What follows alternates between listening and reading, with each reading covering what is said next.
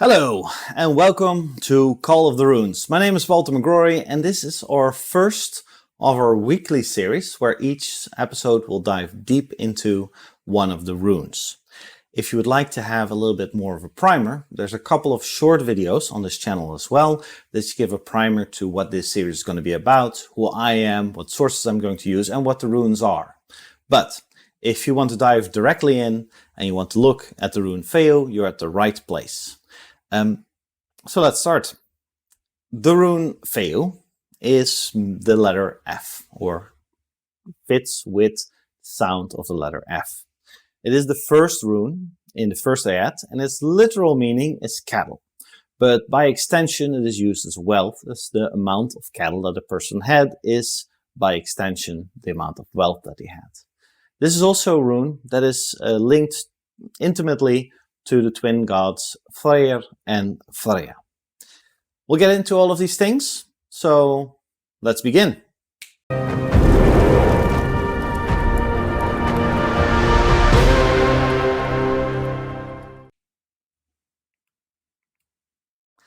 I'm beginning with the rune poems. The first of the rune poems is the Norwegian rune poems. And for Fehu, the rune poem reads, "Wealth is a source of discord amongst kinsmen. The wolf lives in the forest." The first line, about wealth being discord amongst kinmen, is a recurring theme in Norse mythology and also in the other rune poems, meaning that great wealth can eventually also lead to great amounts of strife. We see this, for example, in the saga of Sigurd. The saga of Sigurd centers around a cursed hoard of gold guarded by the dragon Fafnir. Corrupted by greed, originally Fafnir was a dwarf, but the greed in his heart slowly transformed him into a dragon. The curse can only be lifted after the treasure is thrown into the river, lifting the curse because of giving away the treasure. We see a similar theme in Havamal 36, which says, "If wealth a man has won for himself, let him never want more.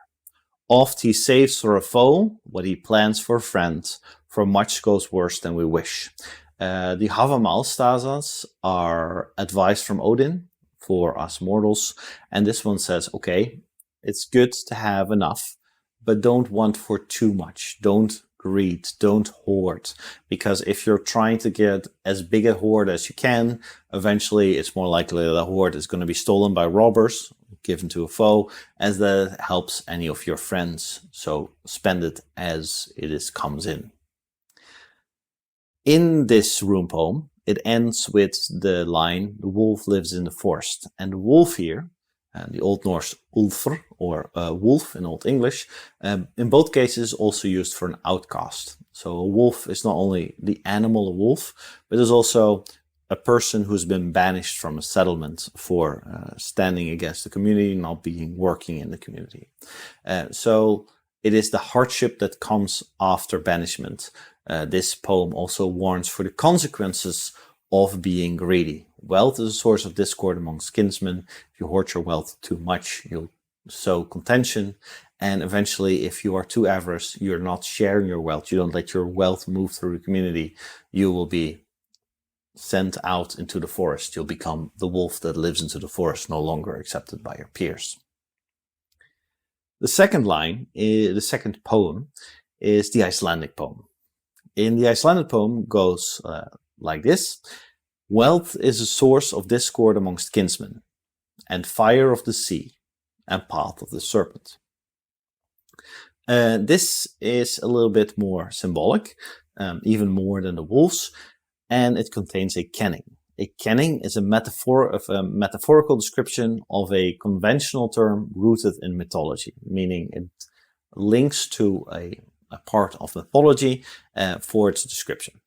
The fire of the sea, for example, in this part, links to a story about the sea Jotun Aegir. Aegir was a sea giant, but unlike most giants, he was on friendly terms with the gods.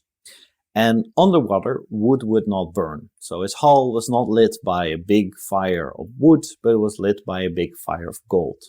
This gold would not go out and would theoretically burn indefinitely. And that's a theme that we see through Norse mythology. Gold, by its very nature, does not decay, it doesn't oxidize, and therefore it symbolizes immortality. It symbolizes forever. The same reason why we still make wedding bands out of yellow gold most of the time. In Vospala, one of the sagas, there is the gods play with golden pieces, game pieces, and they do this at the very start, the first thing they do when the gods are introduced, and at the end of the story, at the end of the world after Ragnarok, because Vospala is like a summary of the entire Norse mythology, it ends with the gods rediscovering these golden game pieces. The golden game pieces are a surviving, a enduring part. And finally, in there's Gulfveig, a goddess, a Vanir goddess, whose name means intoxication of gold.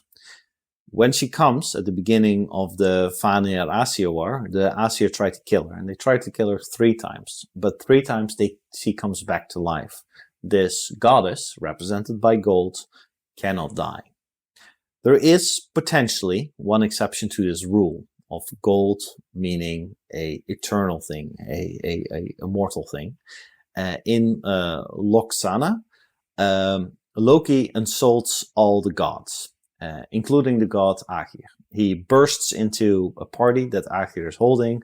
The gods are all there. He kills a couple of the servants, and then he starts in rhyme insulting each of the gods, and each of the gods insults or deflects what Loki is saying.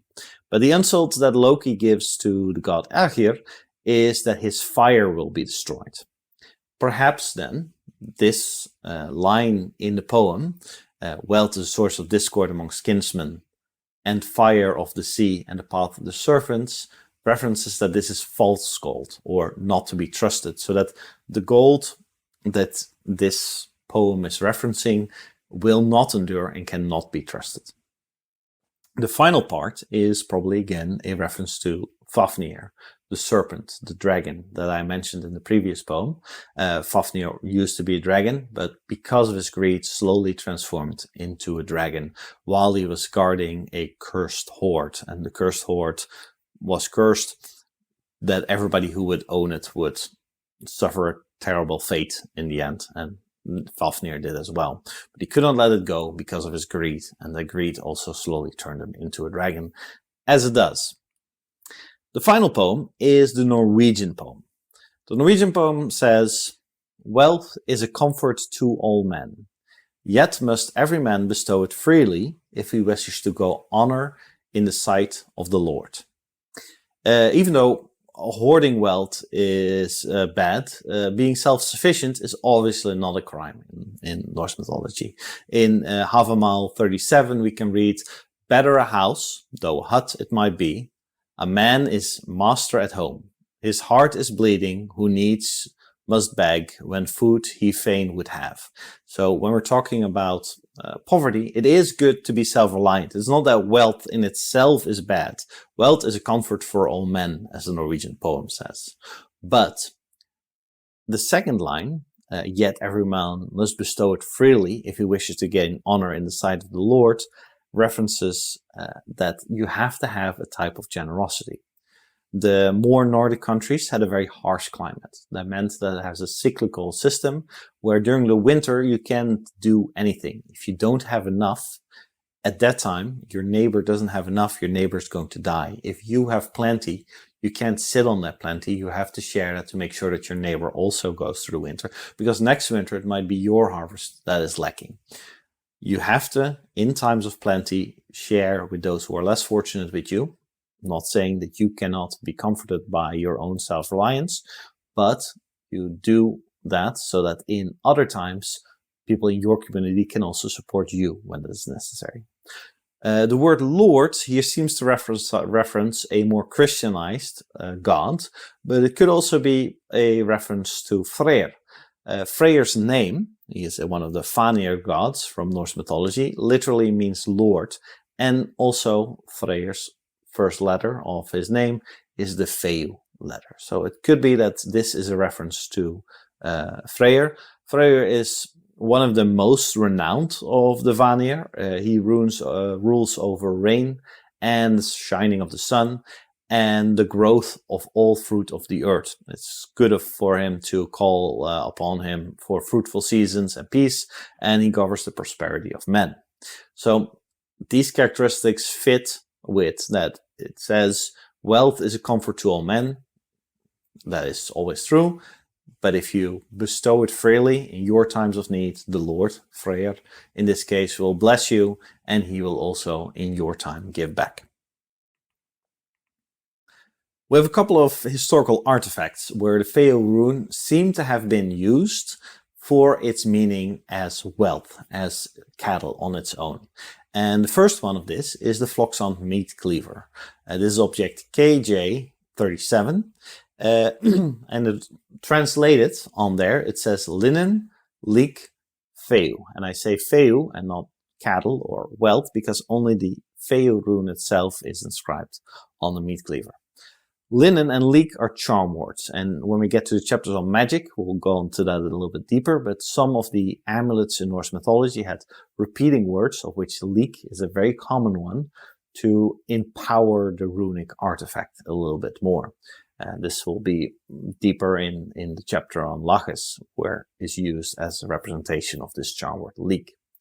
So it is a Fehu rune, as only single rune, seems to be called upon by this cleaver. Now, this could also be a reference to cattle, because it is a meat cleaver, but maybe just the wealth that you generate through your cattle seems to be implied to be called upon with the cleaver.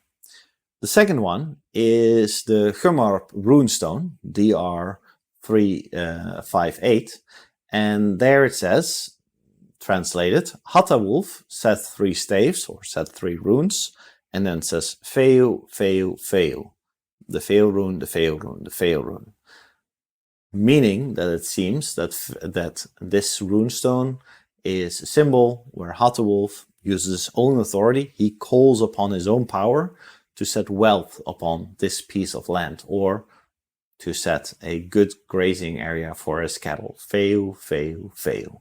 Which a good grazing area for your cattle and a fruitful cattle is in itself wealth. You have to realize, because of that, when we're looking at a more cultural reference, that very few people in that day would have been dealing in silver and gold, let alone have a hoard of it. If you have a house that is most likely made out of wood, then you cannot have a pile of gold just in a chest in the back of your house, because you're going to get robbed. The word Fehu, in its origin, is then also a double meaning. It is the origin of both the word fee in English, which means a price you have to pay, and for the Dutch, vee, which means cattle. Wealth is livestock. The more cows you had, the more cattle you had, the richer you were. And in a very direct way, because the cattle is for food. That is something, you cannot eat gold, but you can eat meat, you can drink milk, you can wear the clothes made of the wool of your sheep. So in a very direct sense, cattle is wealth, and it creates wealth, and it grows on its own. As it is written in the Havamal 10, a better burden may no man bear for wanderings wide than wisdom. It is better than wealth on unknown ways, and in grief refuge it can give. So you can see how gold itself is constantly, both in the Havamal, both in the sagas, both in these rune poems, seen as a fickle friend. Yes, it will help you live comfortably, but it has to be moving. Your cattle has to move, it has to grow, you have to get new. You can't just slaughter all your cattle. That's the end. You have to keep working. It has to go back into the system. If you have plenty of it, you have to make sure that your neighbors also can get around. And that way, wealth can keep turning around. That is what Fehu symbolizes. So when you have Fehu, both in a reading or on an amulet, it means financial strength, but also potentially in a reading, the pitfalls that may come with hoarding wealth. You can see this when you, during a reading, combine Fehu with other runes. For instance, if you would combine Fehu, wealth, with Anses, meaning wisdom, you would have a wealth of wisdom. Or if you would combine Fehu with Manas, the rune that represents community, then you have a wealth in community. If you would combine, finally, Fehu with Therisas, the role of the troll rune, the enemy rune, then you have that your wealth comes with a price, that there is a curse on your wealth, that hoarding your wealth is finally going to lead to negative consequences. So in rune readings, it is very good to look at what runes are surrounding Fehu, because wealth, again, is a conclusion, is on itself very good, but hoarding wealth is seen as something very negative within Norse mythology. I hope that you enjoyed this summary of the meaning of Fehu. Went over different sources, the rune poems, different amulets that we could find. If you like this, please like, subscribe and share.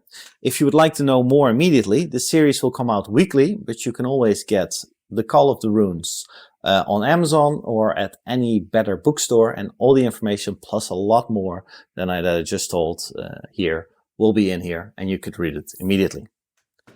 And I hope until next time.